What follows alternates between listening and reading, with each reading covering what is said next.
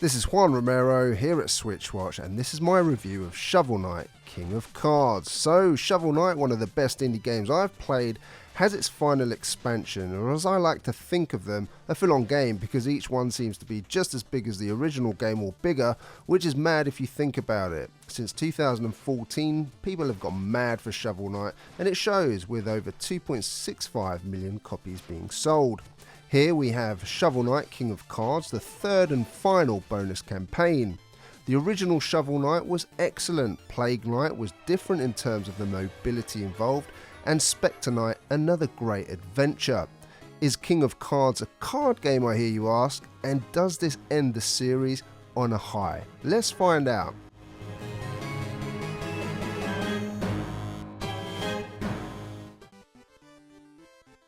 In terms of the story, peace has flourished and carefree pastimes have taken hold.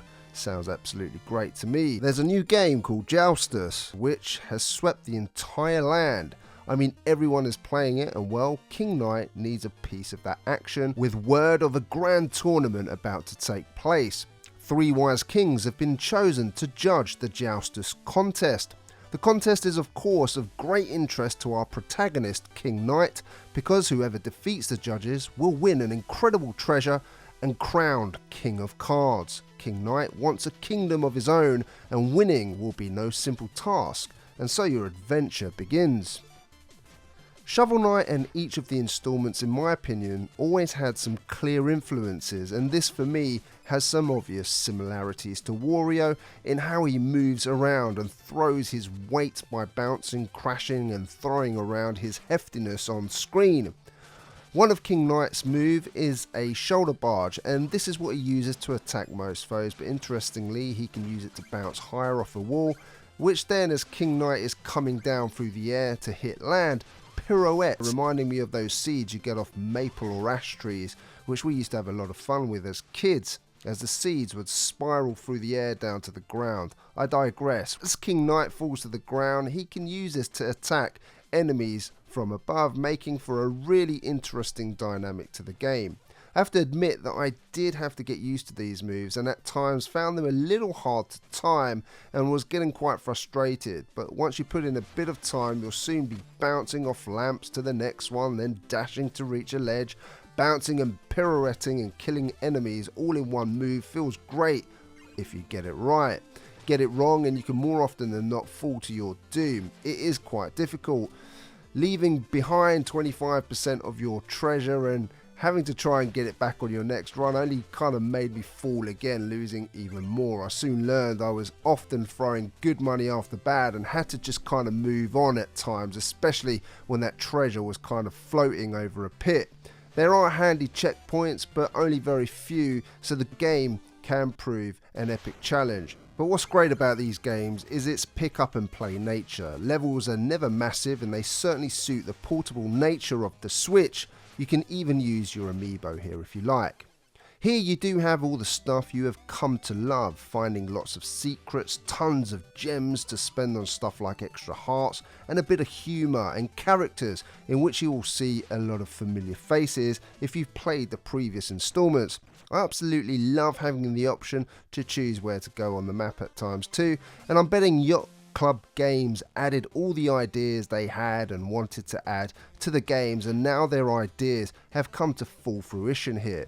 You're probably thinking by now, you're talking about the quality platforming, but I've not heard you mention anything about the cards. You see, this is 2 experiences in one, if you will. You can choose to tackle the dozens and dozens of action platforming levels, and when you feel like having a card game, you can visit the House of Joustus and have a game when you get your first deck of cards.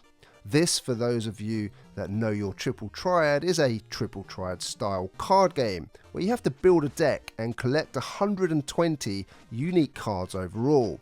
This is a challenge, of course, in itself. The game looks rather simple, in which you win by having your cards sit atop of gems by the end. If you have more gems than your opponent, you win and you take one of the opponent's cards that you can choose. Simply place a card on the board and certain cards can move in certain directions. You can't just place a card on top of a gem though.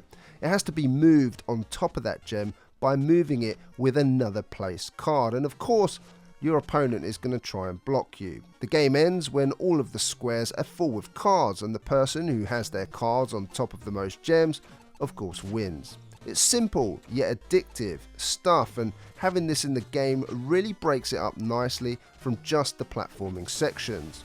There is of course bosses to beat, feats and challenge stages to take part in too, with some boss rematches, and if you find the game too easy, there's even a Game Plus mode. For those of you which are colorblind, Yacht Games have included a mode which is great. This is just another found platformer with the card game thrown in, which is an absolute bonus. I loved both experiences and they were both rather addictive, even though it's probably not a good thing, but it just made me wanted to keep having one more go. In terms of audio, the audio in the Knight games has always been class. This is no different with another awesome soundtrack by Jake Kaufman. I absolutely love the music which plays while I'm jumping and barging all over the place. The sound effects are cool and retro too. Take a listen to some of this and let me know what you think in the comments section down below.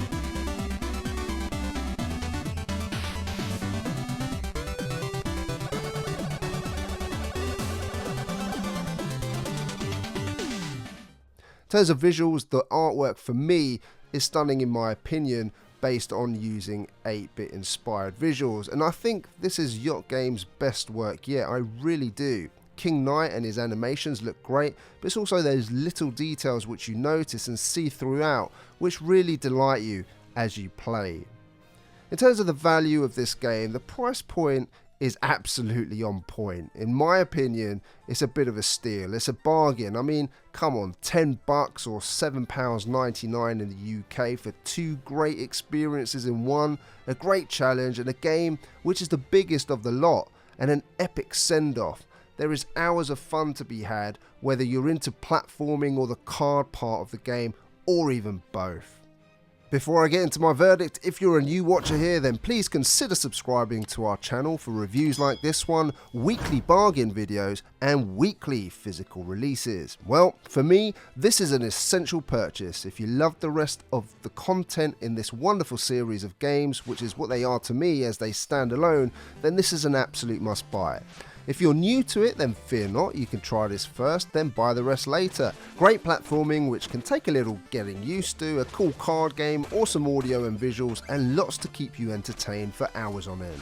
This is retro goodness at its best. What's not to love? A 9 out of 10. Ladies and gentlemen, if you enjoyed this review, then thank you so much if you're still here and watching. We really do appreciate your support. Why not check out our bargains video? We're giving away $10 this week, so you can buy a bargain game on the eShop if you want to. So I'm going to put that up on screen now for you.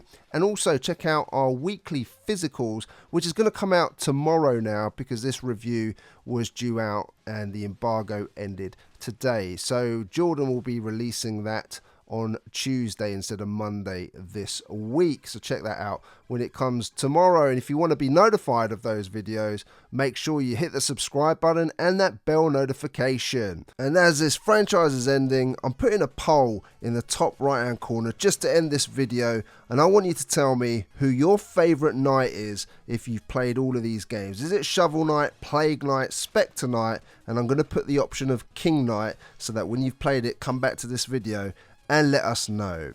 We'll let you know the results on our next review. Ladies and gentlemen, thanks for your time. Juan Romero signing out. I'll see you on the next one. Take care.